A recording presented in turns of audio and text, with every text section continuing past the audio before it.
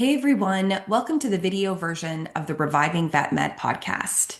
Today, we're diving into a topic that impacts every veterinary professional, but especially our veterinary team members who don't get nearly enough attention. It's financial well-being.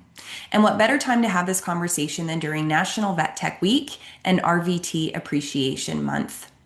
Our guest today is Grace Wu Ursery, founder of Vet Money Geek, a veterinary financial coaching service dedicated to helping practices and professionals build simple, healthy, and sustainable financial habits.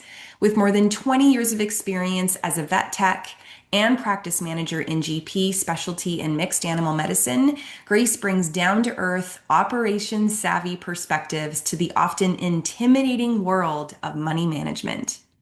In today's episode, we talk about everything from living paycheck to paycheck to understanding your paycheck, budgeting strategies that actually work, and how to have open, constructive conversations about pay and benefits. Grace's mission is clear: to empower vet professionals with the tools and confidence they need to make informed financial decisions and build lasting financial resilience.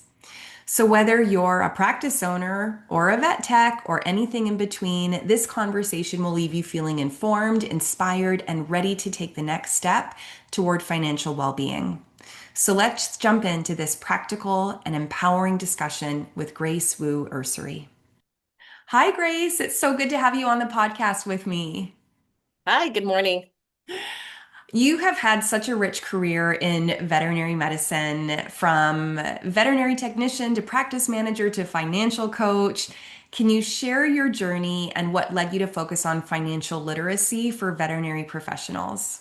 Yeah, it's a winding path, but at the heart of every turn was seeing fellow colleagues, whether they were business owners, as practicing veterinarians, as fellow technicians that or even vet assistants and kennel attendants coming into the veterinary medical space very early in their own careers, just seeing that money was always a point of conflict, Mm-hmm. whether it was personally or professionally, for our newest members into our industry. It could look like, well, I was told to don't come to veterinary medicine for the money, come for the puppies and kittens, and your happiness level gets filled. But then the reality is, somebody needs to be able to sustain their lifestyle. Mm-hmm. With licensed technicians, I myself being an RVT, I loved learning academically, but that comes at a cost, whether it's tuition, taking time away from work in order to attend classes, paying for books. We want to advance our careers, but it does come at that cost. And Mm-hmm. I think the most poignant part about veterinary medicine and its relationship with money on a business level, and that also intersects personal levels, are those that go into owning a business. And in our space, most of them are practicing veterinarians, and they want to have their own practice. And even with all these resources, they still struggle with maintaining, financial stability. Many of my DVM friends, say, well, I opened up this business really with the intention of, this is my retirement, this is my nest Mm-hmm. egg. And seeing how that, that is a long-term commitment with a lot of responsibilities. And I felt like I was always interested in finding ways to support those in my veterinary community to be able to stay on that path. Mm-hmm, mm-hmm. So interesting. Yeah, when it comes to money in our profession, there's so many layers to it. I think of veterinarians and their student debt that they carry in comparison to the amount that they get paid, which is thankfully improving very slowly. But when I think about veterinary technicians and technologists specifically, they are often paid at or even below living wage, which, like you said, the puppies and kittens will only take you so far, and then you have to pay your bills. From your perspective, what do you feel are the systemic factors that contribute to this? And what change would you like to see happen in our profession to better support these important members of our team? I think that as as a collective, we tend to want to keep, and maybe unconsciously, I want to give most of our medical leaders, our team leaders the benefit of the doubt, but maybe unconsciously keeping people in their box, you know. We hire specifically for a kennel attendant that is friendly with animals, or we hire a veterinary assistant that we feel has the ability to, you know, be around blood and guts and the smells of feces and be able to restrain an animal. We don't actually hire always for the potential to grow. And I think that is an area where I understand from being in a management and leadership position, and as a hiring manager, you want somebody to just come in, plug and play, and keep the train running. But the long term, you know, goal for us should be, let's hire people who are passionate about some aspect of veterinary medicine, and then find which channel that fits in, be able to invest in their growth, and hopefully they stay within the profession. So having a career path mapped out for every new hire is very daunting for a practice manager or practice owner to take on. But if we can start thinking about it in that way, that it becomes more almost intrinsic and almost more natural in our behavior, that the 90-day new hire check-in Mm-hmm. is not just about, hey, did you learn how to do all these things that we want you to learn, but also, is this the right profession for you? You know, like, does the noise of barking dogs, you know, really give you a migraine? Because, Mm-hmm. you know, that's going to really limit the type of work environments you can be in. Mm-hmm. Um, and so I think that there's aspects of that, but also, well, do you really like maybe some aspects of laboratory medicine? Mm-hmm. Or do you like to be very tactile and be able to place catheters, you know, or are you much more scientifically minded and you don't understand all the diagnostic values that the veterinarian is interpreting, but it's very intriguing for you to understand that relationship. Mm-hmm. And then on the client service side, that's the same. It's the same components. You know, we typically do hire and look for veterinary assistants and technicians who are technically able to touch things and have some critical thinking in terms of understanding disease relationships. But then we're missing the component of the communication back with our team members and communication back with our pet owners. So Mm-hmm. there's that aspect of just understanding what that career map may look like. Hmm. I love that. That intersects so well with well-being because the research really does show that individuals tend to have higher levels of well-being and job satisfaction when they feel like there's room to grow in their career, in their job. And I like what you said. We need to stop thinking about this as just like we're hiring somebody for the job versus we would love for someone to be having a career in veterinary medicine. And that means advancements. That means, promotions, pay increases so that we can get people into roles that feel more financially sustainable. When someone feels like they're living paycheck to paycheck, which I know a lot of our support team members are, financial well-being feels like a pie in the sky. Like they're just really surviving, never mind like thinking about other things beyond that. What would you say is the very first step for a vet tech to start improving their financial stability? I think the most underrated aspect is having a 401k plan or a retirement plan. And that Mhm. feels so lofty and so far away for somebody who, let's say, age-wise, they're in their early 20s, or there might be even, 18, 19, and this is their first, full-time job out of high school years. Mhm. That feels really far away, but every penny, every dollar that goes into a retirement plan that the employer will provide matching, which means Mhm. free money, right? So Mhm. you pretty much can almost double the amount that you're putting in So there's an aspect of there's additional money that's being contributed by your employer, and then the long-term compounding interest on that and the long-term growth on that. So you can start with $5 every paycheck. And if there's a way for you to spend $5 less somewhere else in your life, it's not just, hey, ditch the Starbucks because for some that is their one luxury. Mm-hmm. But there is probably somewhere where $5 can be allocated off of your paycheck automatically into your employer's 401k fund. Mm-hmm. Even if you switch employers, which you probably will over the course of your career, but every time you have a employer that has a retirement program, and especially if they provide a dollar match for your contributions, Mm-hmm. try to get to the point where you can do the minimum effort for the maximum benefit. Mm-hmm. I And love that. aside from that, day to day, there's also other employer benefits that you just need to be openly curious about and talk to your practice manager or practice owner about like, hey, what can I do? What else do I have available to me now? Mm-hmm. Mm-hmm.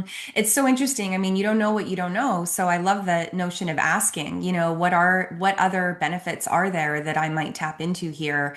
So what I'm hearing you say, and this goes back to advice that my dad gave me like years and years ago, like you said, when I was probably in my early 20s, which is just like automate the savings, have $100 or, $5, like you said, $10 coming out of the account or out of the paycheck every month or twice a month. You don't even have to think about it. And I love this point. If you have an employer who here in Canada, it would be an RRSP, a registered retirement savings plan, would be the equivalent of the 401k in the US, they will match that. So they're giving you money that is going towards your savings. So I love that idea. Feels like, oh, why do I need to think about that now? But you'll thank yourself later when there's that compound interest and everything grows. You talk a lot about demystifying the numbers. And as somebody who really does not like numbers, I don't like spreadsheets. I did well in Math 31, but that feels like an eternity ago. For an individual vet tech who's not a practice owner, what key numbers should they know and track to get a clearer picture of their financial health? Yeah. So first, I wanted to emphasize I'm not a financial advisor, right? Everything that we're talking about here is for educational purposes. I'm not going to give you any specific individual advice, and you should. I really encourage people to learn some of these things on their own, and then reach out to professionals as they're able to either afford for it or find free resources for it. But the part that the one thing that I struggled with as a young adult, as I was getting a regular paycheck, was I didn't understand what the heck was a FICO score. And this has nothing to do with veterinary medicine. This is just, being a person. And I don't know if this is something similarly equivalent in other countries, but I would assume that there is some type of numeric scoring system that demonstrates to, let's say, a bank or a credit card company that says you're credit worthy to be able to lend money. And so you may think, oh, well, I'm not a veterinary practice owner that needs, hundreds of thousands of dollars to open a business. I'm just somebody that is working as an hourly employee. Why the heck do I need to know, if I'm credit worthy? I'm not taking out a big loan. Now, big loans can look like a house mortgage, that you want to purchase your own home. A big loan can also look like a car loan for you to be able to have your own means of transportation. But also credit worthiness can come down to, can you get the better credit card than another credit card that's going to charge a much higher interest rate or requiring you to keep a certain balance, and on the line. There's different credit cards that have different super cool benefits, like that gives you quadruple, the points for travel points to get on an airplane, or you get cashback rewards. A lot of that comes down to, hey, are you credit worthy for us to lend, for us, meaning some type of financial institution to lend you money so that you can have more than what you have actually saved in your checking account or savings account to pay for everyday expenses, but also maybe like the emergency stuff that comes up. Mhm. hmm Yeah, so in Canada, I mean, generally we just call it a credit score. I think FICO comes from the main entities in the US that generally calculate that score in the US.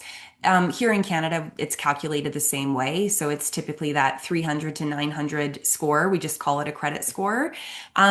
Grace, maybe you could explain to everybody, yes, it's important to know your credit score and build that credit score, your FICO score. How do people better that score? Because you have to kind of do something to even give people the notion that you are a good credit Yeah. person. So when I was a teenager, I think I got added as a user on my parents' credit card. That did not actually it helped me positively on my credit score because I got to use their credit line. When I got to college, then that was probably that was the first time where I was getting solicited, hey, open up a credit card. And in college, you're like, sweet, I get like, I've got a credit line of $500. I can go buy my groceries or I can go buy my books, and not have to worry about having it in my checking account. But that is usually that's where you start building up your credit is probably your first credit card as a young adult. Now, if you use up that $500 credit line every month and you're not able to pay it off, that does start to decrease your credit score or keep you in the lower numbers. The better you're able to pay off your balance either in full or in majority, keep Mhm, that balance low, not accrue a lot of interest with your mhm, revolving credit card debt, that helps build your credit worthiness. mhm, And then as you take out additional smaller loans throughout your young adult life, mhm, again, such as a financial aid or student loan for, mhm, for, for school, that also builds up your credit score. mhm, When you go to seek a rental property to mhm. live in, an apartment to live in, typically property managers, landlords will run your credit score. Yeah. If you're a young working adult, you'll need to supplement that information maybe with some paychecks and so forth because you don't have a lot of credit history. Mhm, But again, as long as you're able to pay your monthly rent on time mhm, and you don't have a conflict with your landlord mhm, um, in terms of your monthly rental obligation, mhm, then that also builds up your credit score. And so then as you go through life and there's more financial transactions that happen that's associated with your name and your identity in a mhm, positive fashion, you continue to build that credit mhm, score up and up until you're in the higher numbers.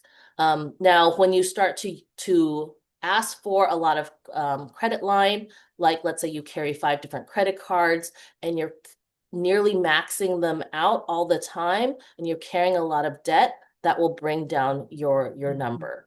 mhm, And then your ability to say get a bigger line of credit for another reason, like let's say a car loan, mhm. you may get either declined or you're gonna get an offer that has a really, really high interest that can be economically crippling to you. hmm hmm Such great advice. Thanks for putting that in context. I know a lot of people in the financial space talk about budgeting, and I personally feel very overwhelmed with this. I'm like, oh, what does that even mean? How do I do that? Especially when expenses are unpredictable. Do you have any practical or realistic budgeting strategies that would work well for a vet tech or somebody else on the veterinary team? Yeah, I think we all assume that you have to like sit in front of your computer and create this giant spreadsheet. And for some people, like spreadsheets, make themselves cross-eyed. For me, I love them, but at the same time, I admit, when I was, working as, as an employee, having only a singular source of income, there was no budget method. It was like, okay, the check, the paycheck got deposited in, and I knew how much I had to pay for rent and Mhm. have some money left over for gas and groceries. And then you just hoped and prayed that nothing else came up, right? And you just made sure that by checking your online checking account every every week or even every day, you had money left over in the bank. Mhm. That's incredibly stressful to any singular Mhm. person. And so when you can think about budgeting, if you can reflect back or even pull your bank statement, let's take your checking account, and that's, you only have one checking account. Let's pull your bank statement for the past month, and you start to just highlight things like, this is what I absolutely need to do, right? So 50% of your paycheck should in theory go to what you need to have, and that's typically, it's going to be maybe some insurance premiums, Mhm. your rent, and you want to allocate some acceptable amount, realistic amount to like to utilities and groceries. Um, and then you'll have maybe 30% of your paycheck to your wants. And that's going to be, hey, I want to go out to have a movie a night once a month. I want to have a dinner out, with friends and family once a week. I want to, spend maybe like, I want to be able to buy like a set of concert tickets once every couple of months. Um, so either you can divide your paycheck up. So let's say for simple math sake, you have $1,000 on your paycheck, and you're going to divide that up into 50% of that is $500 goes toward your needs, 30% goes to your wants, 20% of that goes um, toward savings and your extra debt payments. So that's $200 out of the thousand. So that's one way to do it. Or we can look at your bank statement from last month, and Mhm. we start color coding things. And then when we add all the color codes up, so we have one color for our needs, one color for our wants, Mhm. and hopefully we have a third color for things that are being transferred out of our checking account into our savings account. Mhm. And then we add our colors up. Does it fit into a 50, 30, 20 bucket? Mhm. So either you want to look at your paycheck or you want to look at what you actually have done. So Mhm. you're looking at either, okay, I know what my paycheck is, and I'm going to live within 50% of my paycheck for this, 30% for that, Mhm. 20% for my savings, hopefully. Mhm. Or let's look at how I actually lived my life Mhm. last month. Did it fit within, or was I actually overspending? Mhm. Or did I spend everything on my a majority, more than 30% on my wants and nothing on my savings and my debt? So Mhm. there's two different ways. I actually like to do both Mhm. exercises to see where I can make those adjustments. That's so helpful. It's really looking at your spending and then working backwards from there to ideally try to fit it into this like 50/30/20 rule that you said. Beyond budgeting, building savings and financial resilience is really, really important. How can vet techs or other members of the team start setting aside money, even if their income is limited? And you kind of touched on this in the beginning. This is so important. I'd love to hear your more thoughts on this. Yeah, so I've been hearing from some other like financial like um uh, advisors and social media posts and so forth, those that are actually actively in this personal finance and coaching space. And there's kind of traditionally been like two schools of thought. There's an older school of thought which really worked for maybe, let's say, Gen Xers, that said, just deprive yourself of all these luxuries, right? Get rid of your Starbucks coffee drink, your daily Starbucks, and put that $7, or maybe back then it was five, put that $5 or $7 away into your savings, into your retirement, or paying down your debt. I think currently the concept is a little bit more fluid and adaptable to not wanting to create this internal culture of deprivation Mhm. and of having to give up things. Um, so if that Starbucks drinks is really high value for you, then that's not where you want to cut back.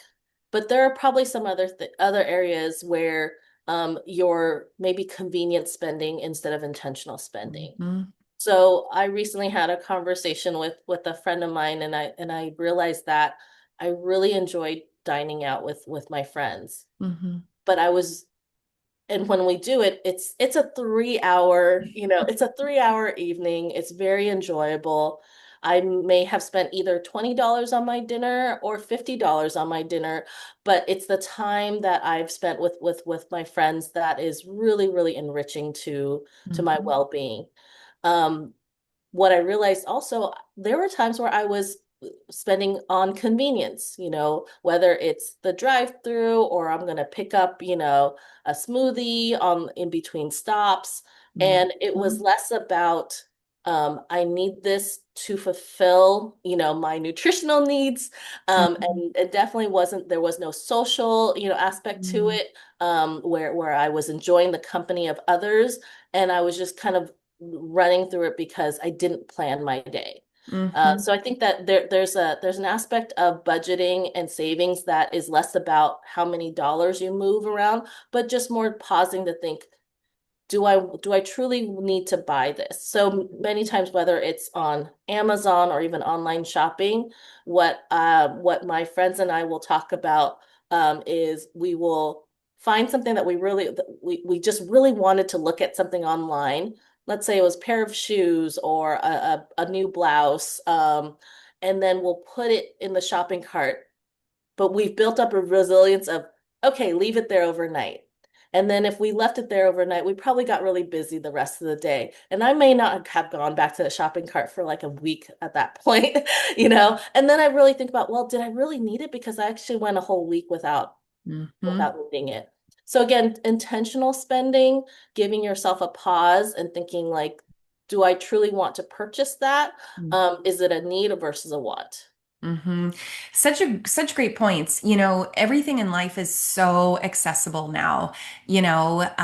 Like food delivery apps and subscriptions. Like people can have so many different subscriptions to streaming, to music, to workout, whatever it is. And I think sometimes those set it and forget it things we really don't add up, right? Or like you say, these late night purchases, shopping, um what's the word I'm looking for when it's like spontaneous, these spontaneous purchases. And like you said, you're driving between stops and it's like, I'll just pull in here, but do you really need to do that? I'm definitely somebody like you who really enjoys experiences, and I know the well-being research really shows that spending money on experiences has such longer benefits for your well-being and overall happiness versus spending money on things. So I do take note of that. It's different if my daughter and I go to Starbucks together and get a treat and sit there versus if I'm just like, because I'm bored, going out and getting Starbucks when I don't really need it. As a Gen Xer, a young Gen Xer, definitely grew up in the like, don't buy the latte, like, save that money realm. And so it took a long time for me to lose the guilt of being at the airport and traveling somewhere and just allowing myself to get a Starbucks for the plane ride. So thank you for affirming that is okay. Um, I think some vet techs may be hesitant to talk about money with their employers. Um, I think money is such a heavy topic for a lot of us, and they might feel like, well, this is just the life of a vet tech or a vet assistant, and everybody's just being paid this amount, and I just have to deal with it. What do you feel might be some good tips for respectful, constructive conversations about pay, raises, benefits, whatever it might be to make their lives easier? Yeah.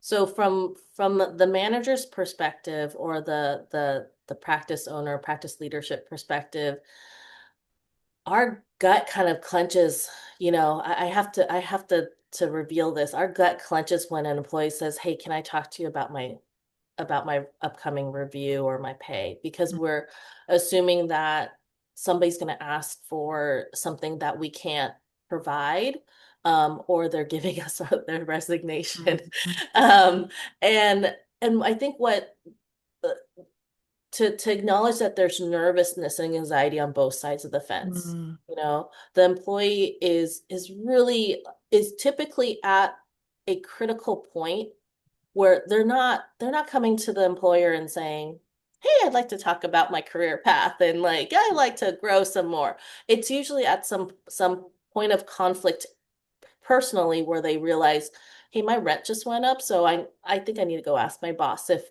I Yeah. can get a raise, you know.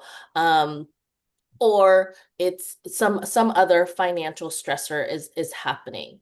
So I think if we can approach it in at a time when that stress isn't at the forefront of our mind, that we can just proactively try to have this conversation regularly throughout the year, and throughout the course of employment with that veterinary practice, that both sides of the fence is not there's no fence to divide. Mhm. And both parties this is just normal for them to talk about, hey, you're doing great. What's the next skill level that that you want to work towards, because Mhm. we want to be able to continue to support you and reward you financially for being more versatile as a technical team member, for example, Mhm. right? And at the same time, for the employee to be able to say, hey, like, I'm doing this okay right now, but I'm really interested in that. Like, what can you do to help me get there? Mhm. And does that come with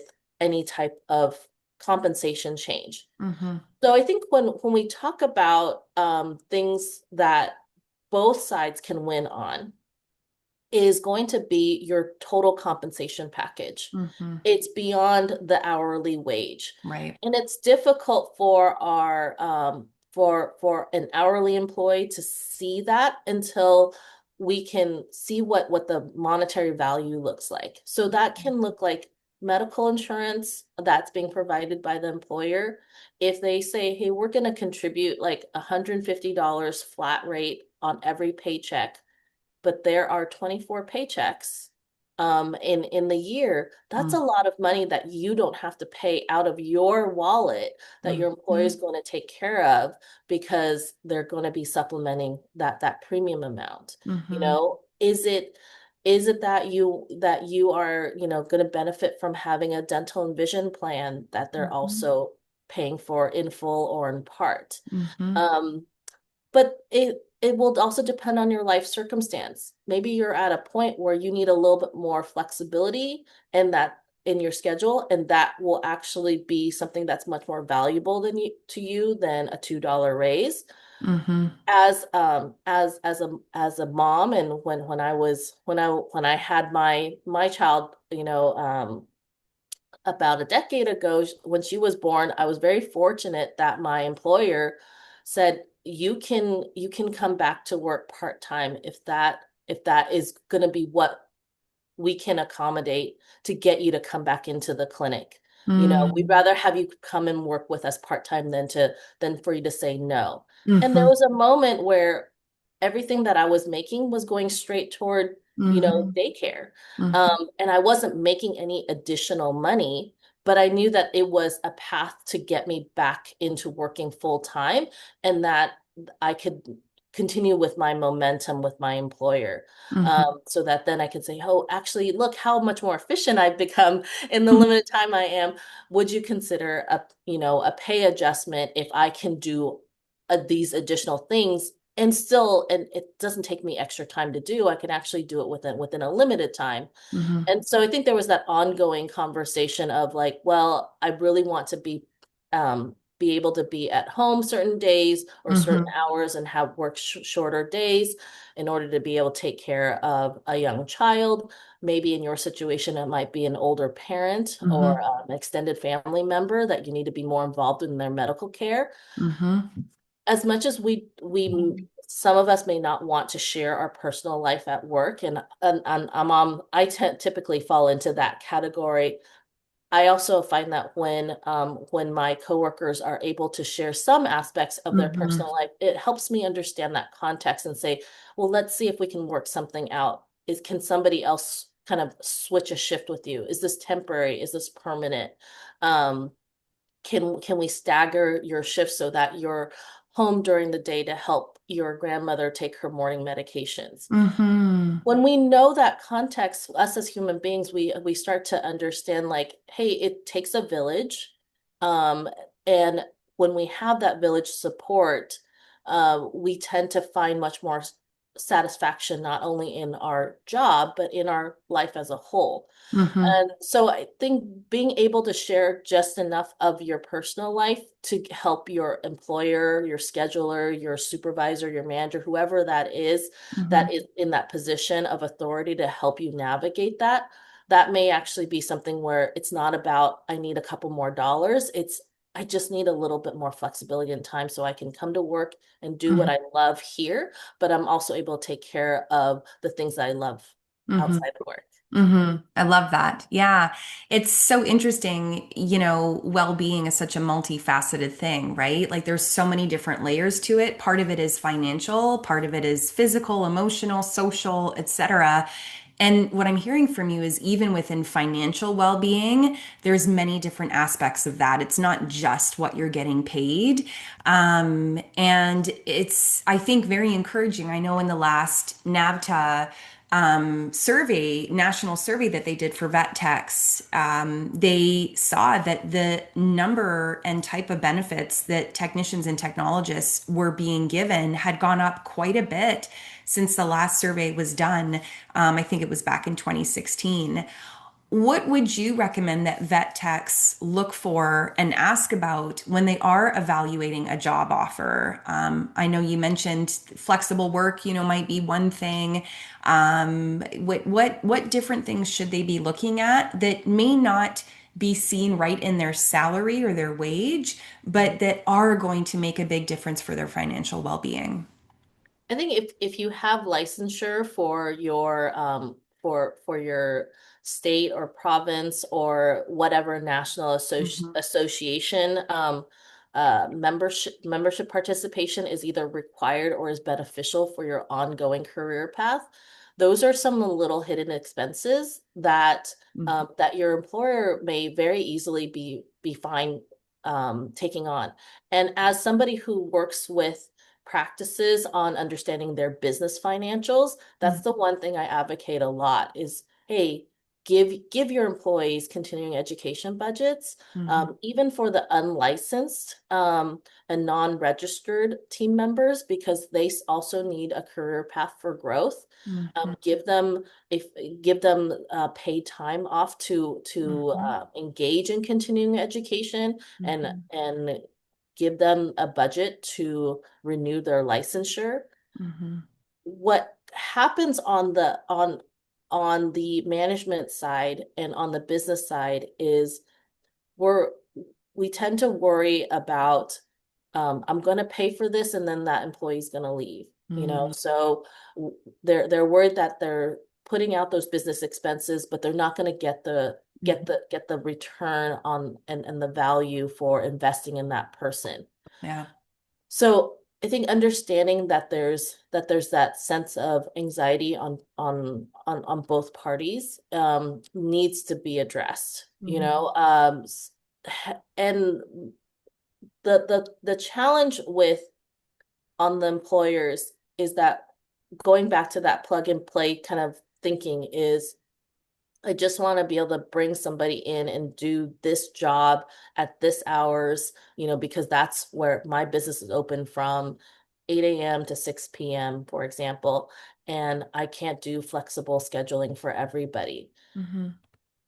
That's just only one way to run your business. If you are able to have that flexibility to cultivate, a roster of part-time employees, you may actually have a lot of long-term loyalty as Mhm. with employees there.